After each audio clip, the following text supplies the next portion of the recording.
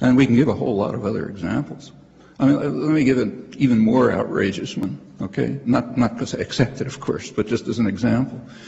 Nobody I know of who's semi-sane that goes out every December 7th and celebrates Pearl Harbor Day. However, if we use these arguments, you can do it. Japan on December 7th attacked U.S. military bases in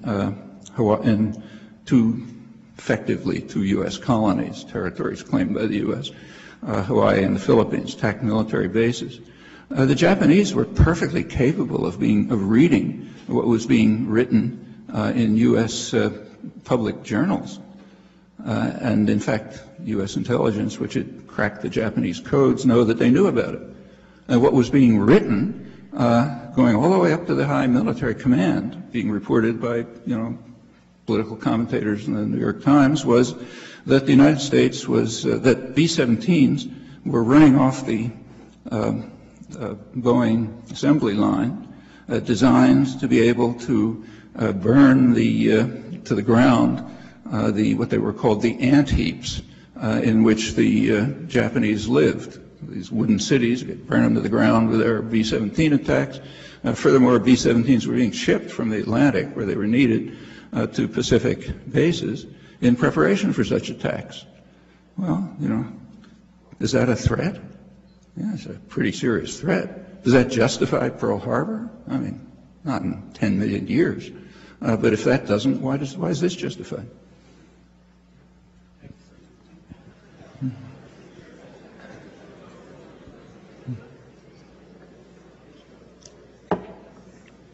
My birthday, incidentally, so I have a special interest in that day.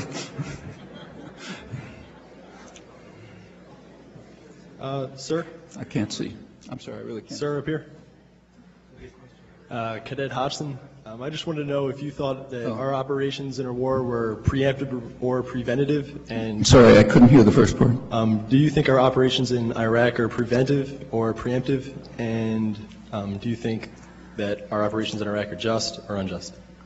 Well, there was interesting terminology in that. The administration presented it, and in fact the National Security Council described, they had that in mind, but more generally, as preemptive war. But it certainly isn't preemptive war by any stretch of the imagination. More accurately, you could call it preventive war. Okay, you could say we have to prevent a potential attack against us. Personally, I don't see much justification for that, even if you accept that they believed all the reports that Colin Powell was giving at the UN Security Council and so on. Even if we accept that all that was believed, it doesn't seem to me that a preventive war in such a case is legitimate. And as you know, the world didn't think so either. There were international polls taken on this, and outside the United States and to a more limited extent, England, you could barely find a country in the world where support for it was above 10%. In fact, the only two exceptions in the international polls that were taken were India and Israel, but both of them had something different in mind. What they had in mind was their own repression of occupied territories, Kashmir and the occupied territories. They liked the idea of preventive war by the powerful, but they weren't talking about this. However, the rest of the world was almost non-existent, 10% or less. And again, we have the same question. If preventive war is legitimate under those circumstances, it's legitimate for everybody. Okay, that means it's legitimate for Iran today.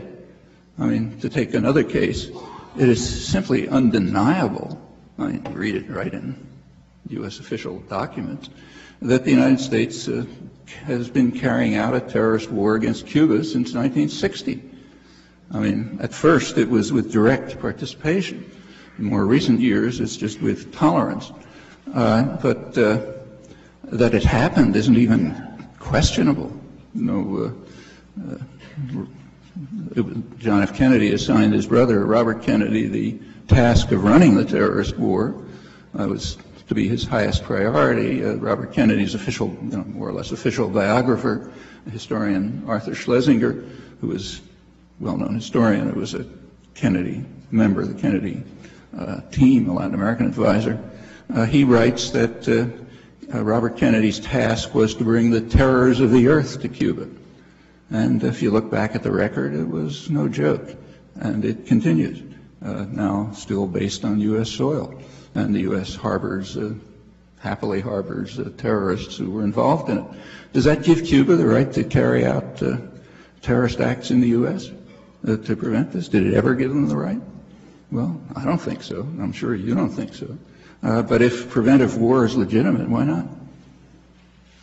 And in fact, and there are many other cases where, take say Lebanon in 1982, when Israel was preparing the attack, and in fact trying desperately to conjure up an excuse for the attack. They were bombing Lebanon, hoping for some retaliation that could be used as a pretext.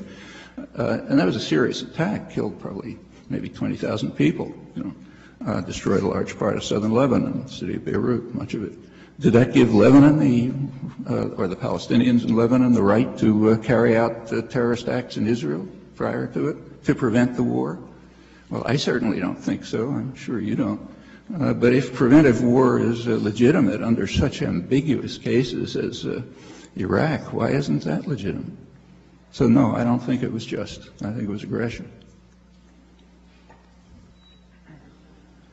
Sir, Walzer's legalist paradigm, when he describes it, he also describes three revisions, one of which being the human rights revision, saying that it is justified to intervene if human rights are being violated.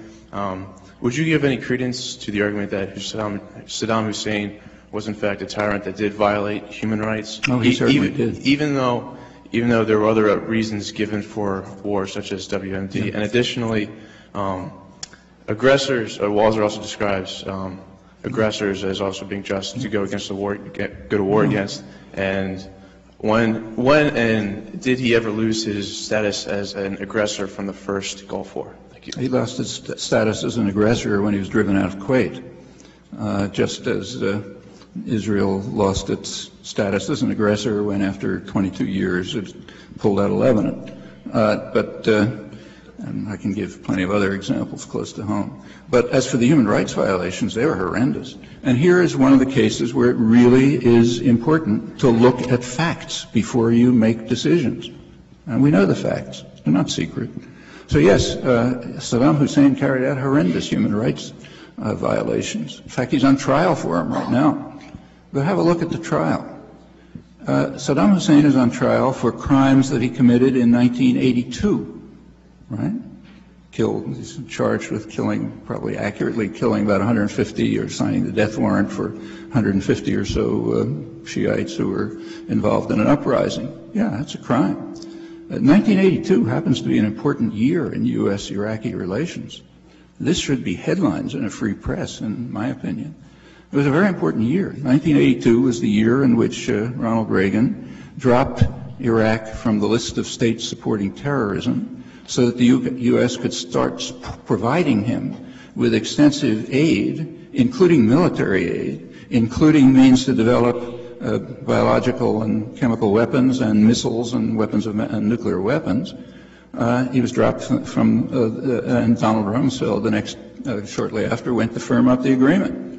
The next charge against Saddam Hussein, the one that's going to come along, it's been announced, is a much more serious crime, the atrocities against the Kurds in 1987, 1988, the Al-Anfal massacres, Halabja. Yeah, they were terrible. Probably killed 100,000 people. The U.S. didn't object. In fact, the Reagan administration blocked efforts in Congress even to protest against it. Furthermore, the support for Saddam increased and continued.